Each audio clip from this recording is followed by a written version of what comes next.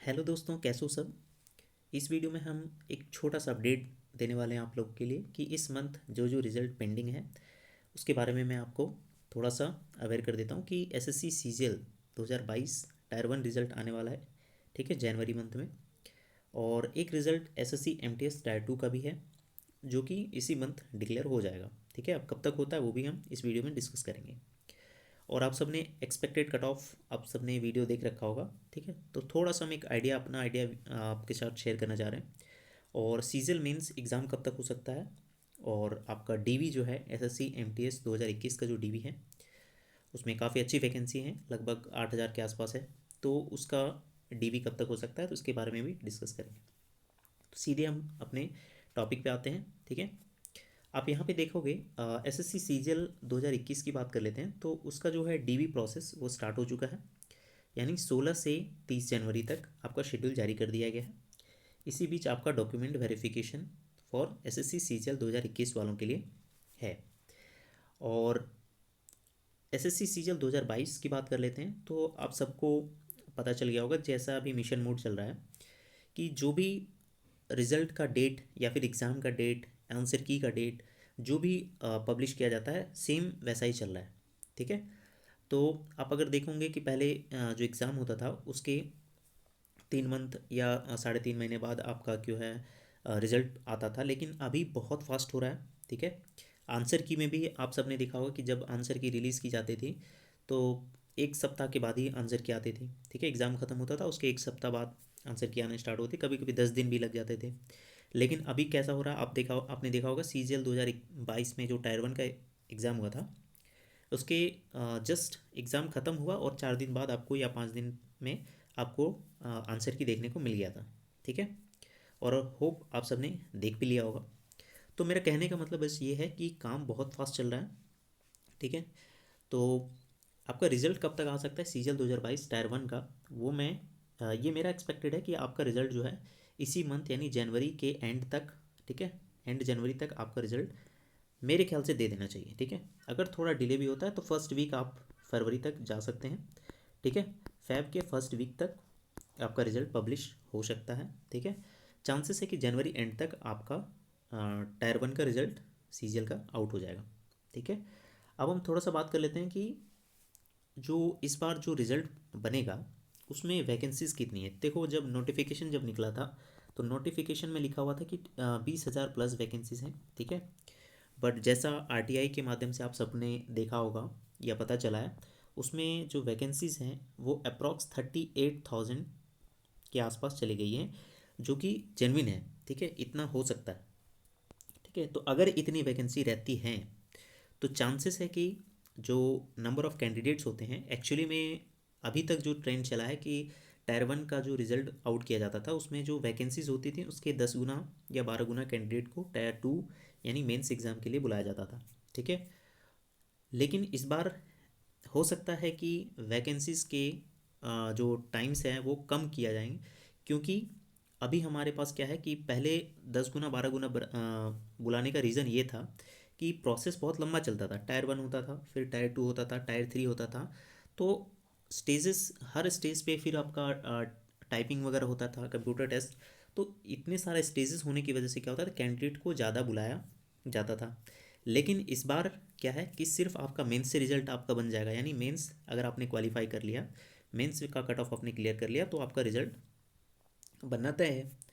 तो एक दिन में ही आपका जो फाइनल रिजल्ट तैयार होगा। तो इसकी वजह से चांसेस है कि वैकेंसीज़ की जो नंबर ऑफ़ टाइम्स होंगे कैंडिडेट को जो बुलाया जाएगा मेंस एग्ज़ाम के लिए, वो 9 से 10 गुना से भी कम रह सकता है। ठीक है, या फिर 9 टाइम्स हम मिनिमम लेके चलते हैं कि इतना कैंडिडेट को एटलीस्ट तो बुलाना चाहिए। बट हो सकता है कि ये 6 गुना 8 गुना भी बुला बुला सकते हैं। ठीक है, जो कि गलत भी नहीं है। ठीक है, उतना भी अगर बुलाते हैं तो भी आपको फ़ाइट करना पड़ेगा, क्योंकि वैकेंसीज़ आपको 38,000 है तो 38,000 स्टूडेंट को ही लेना है। तो अगर ज़्यादा बुलाते हैं तो भी और कम बुलाते हैं तो भी उस पर बहुत ज़्यादा इफेक्ट पड़ेगा नहीं। लेकिन चांसेस है कि 9 टाइम्स हम एक एवरेज लेके चलते हैं, क्योंकि जनरली 10 गुना 12 गुना कैंडिडेट को बुलाया जाता था। तो मेरे ख्याल से 9 गुना कैंडिडेट को बुलाया जा सकता है। हो सकता है इससे थोड़ा कम भी बुलाया जा सके। हालांकि ऑफिशियल नोटिफिकेशन में ऐसा कुछ लिखा नहीं, बाकी रिजल्ट आने के बाद ही पता चलेगा, ठीक है। क्योंकि ये जो है पैटर्न जो है वो थोड़ा चेंज हुआ है, तो ऑब्वियस है कि आपको कुछ चेंज ज़रूर देखने को मिलेगा। अब हम बात करते हैं कि मेंस एग्ज़ाम आपका कब तक हो सकता है। तो हम ये एक्सपेक्टेड मैंने बता दिया कि आपका जो है रिज़ल्ट पब्लिश हो जाएगा फर्स्ट वीक या जनवरी के लास्ट तक आपका टायर 1 का रिज़ल्ट आ जाएगा। तो आपका जो मेंस एग्ज़ाम है वो चांसेस है कि फरवरी के एंड, यानी 1 महीने आपको टाइम दिया जाता है, 1 से 1.25 महीने, और या फिर मार्च के फर्स्ट वीक में आपका एग्ज़ाम स्टार्ट हो जाएगा।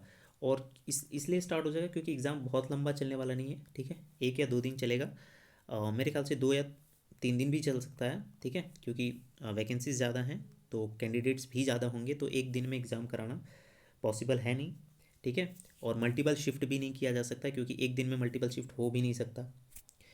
तो चांसेस है कि आपका मार्च के फर्स्ट वीक में मेंस एग्ज़ाम हो सकता है, ठीक है।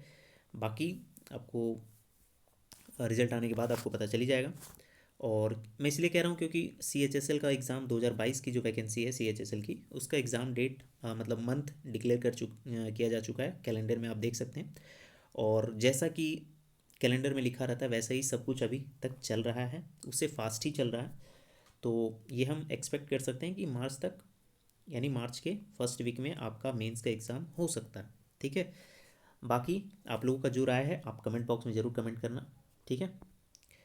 और ये मेरा एक्सपेक्टेड कट ऑफ है। एक बार थोड़ा सा हम चर्चा कर लेते हैं टायर 1 एक्सपेक्टेड कट ऑफ कि अगर UR में आपके 100 102, ये सेफेस्ट साइड है, ठीक है। अगर इतने आपके रॉ मार्क्स हैं तो आप बिल्कुल सेफ़ हो, यानी मेरे ख्याल से आप एकदम टायर 2 में एग्ज़ाम देने वाले हो, यानी मेंस का एग्ज़ाम आप देने वाले हो।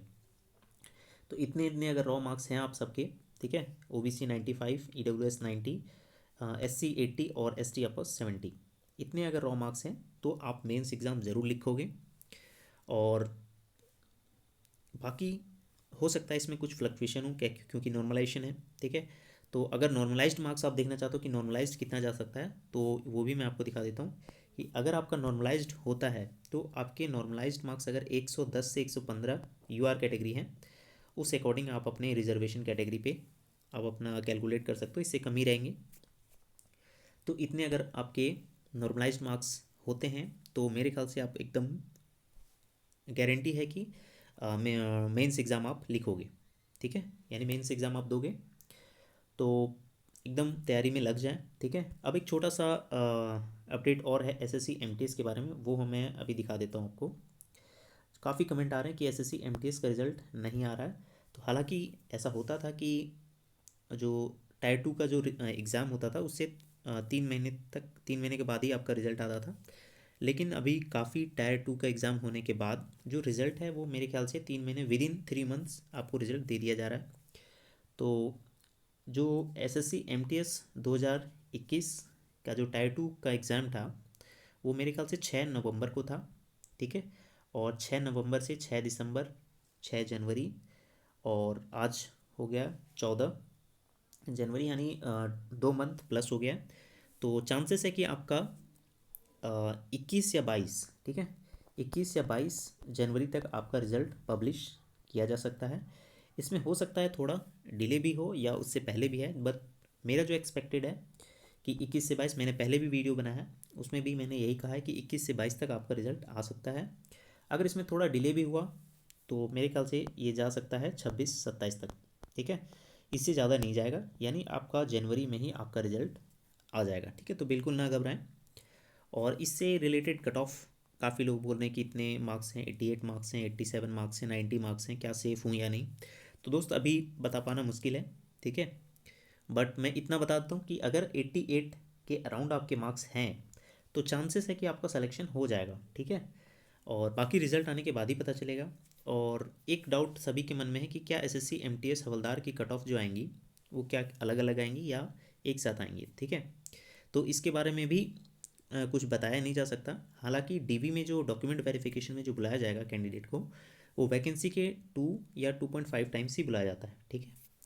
तो चांसेस है कि अगर प्रेफरेंस आपसे भराया गया है तो काफ़ी स्टूडेंट ऐसे भी होंगे जो SSC MTS भी भरे होंगे, और हवलदार भी भरे होंगे, कुछ ऐसे भी होंगे जो हवलदार सिर्फ भरे होंगे, एमटीएस सिर्फ ऑप्ट किए होंगे या हवलदार को स्किप किए होंगे। तो इसीलिए मेरा जो मुझे लग रहा है वो मैं ये बता सकता हूँ कि आप लोगों का जो डीवी डॉक्यूमेंट वेरिफिकेशन के लिए जो कट ऑफ निकाले जाएगी वो अलग अलग निकाले जाएंगी, ठीक है।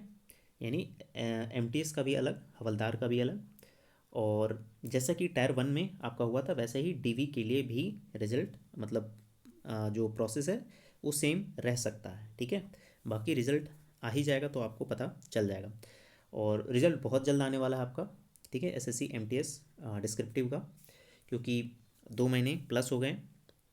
तो आप थोड़ा सा सब्र करें, 21 और 22 तक आप देख लें, अगर नहीं आता है तो फिर आप हमें कमेंट करना कि नहीं आया। बाकी चांसेस है इससे ज़्यादा तो नहीं जाएगा, 26 से 27 अगर मैक्सिमम जा सकता है जनवरी तक, ठीक है। चांसेस है उससे पहले आ जाएगा, ठीक है। ये तो मोस्ट प्रोबेबली है कि आपका 21-22 तक आपका रिजल्ट देखने को मिल जाएगा।